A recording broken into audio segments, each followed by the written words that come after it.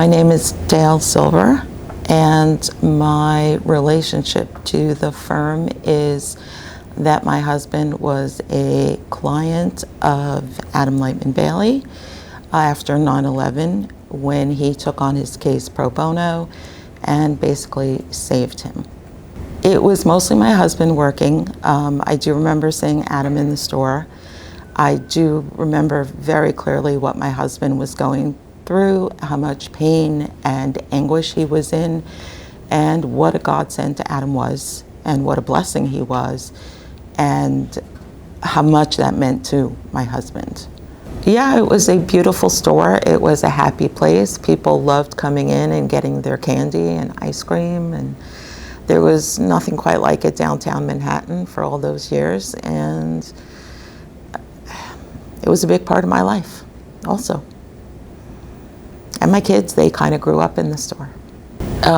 Well, on September 11th, when the World Trade Center was struck by two planes and came down, it was probably one of the worst, if not the worst day, the largest terrorist act in the United States at the time. And we were just about 4 blocks away from the World Trade Center. They evacuated everybody from the streets that morning. We were on the phone with the employee in Alan's store.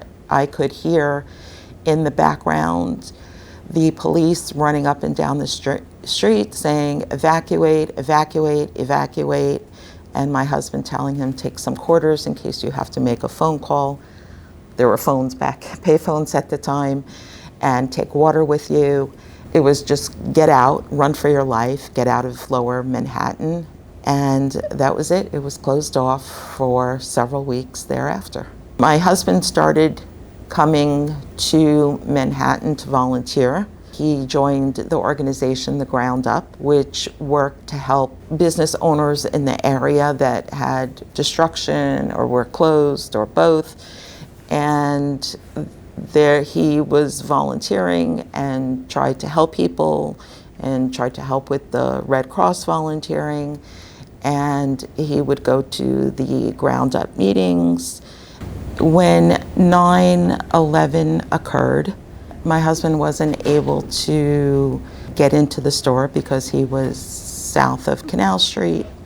And even when they did eventually open up the north side of Chambers, he was on the south side of Chambers and couldn't get in. And the rent check had been sitting in the store. When the landlord, the church, St. Peter's Church, did not receive it, they would not accept it late, nor would they accept the other month's rent when my husband tried to pay for it. And they had made up their mind that after 9/11, they didn't want to have anything to do with downtown Manhattan anymore, and they wanted to sell the building, and didn't want to sell it to him simply because they just did not want to. And they wanted him out to have a vacant building and be able to sell it, take the profit and go far from Manhattan.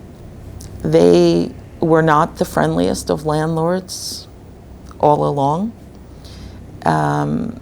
When Alan had gotten the lease initially, he had requested the 3-month period that he needed to fix up the store, and they denied that. And Alan had said to them, even the greediest of landlords give 3 months. And when they heard that, they said, well, okay, but if you pay now, we will give you those 3 months closer to the holidays when donations are greater. But as a landlord, they were not upfront willing to give the customary 3 months fix up the store time. I mean, the church wouldn't even, they weren't even open to selling the building to Alan. There was just an animosity that was almost palpable, and I can't give you a solid reason for it, but They just always, their disposition was never a friendly one. It was not warm. It was just always cold, very business and harsh. The landlord was suing for eviction for non-payment, and they wouldn't accept any old rents from September, any new rent. They just wanted him out. Basically, what happened was a miracle, because the way it worked out was until 2005, my husband ended up staying there without paying rent because of Adam. It gave us time to sell off merchandise and make arrangements. It accomplished a lot. It was able to do business for that period of time, and what he would not otherwise have had. As far as I can recall, Alan was fortunately assigned to you.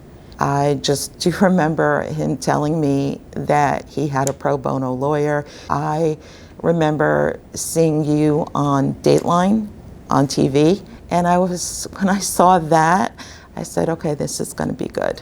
You'll be okay now. I would recommend Adam tremendously, wholeheartedly. He was a miracle worker for us. He saved my husband, because the stress that he was under was extremely taxing on him and was literally destroying him. And I would say that Adam saved him, gave him his life back.